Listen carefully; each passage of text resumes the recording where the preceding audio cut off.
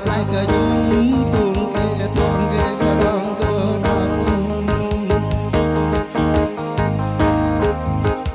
ao ai ya cà trô tơ ôm bơi vẫn em ngồi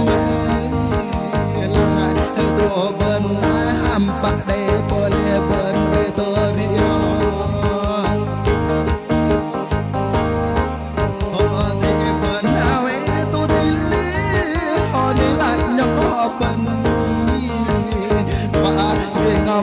con dân ở bên đã vừa cha họ bên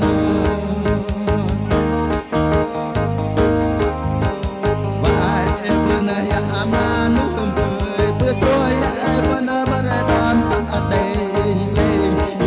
đây ba bé ra đây ba đây này bên tình và làng tiếng ấm bên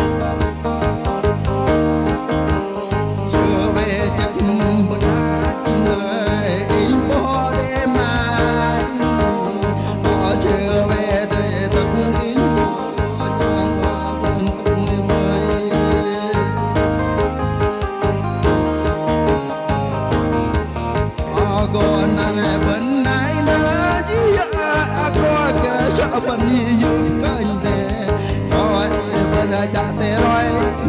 bên môi bên bên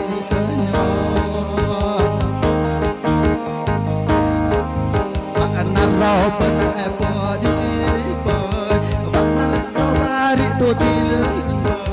đâu vậy anh đi lên bên em nào bơi ôm em đi qua bên đi thôi thôi đi ra về bên này cả miền Đông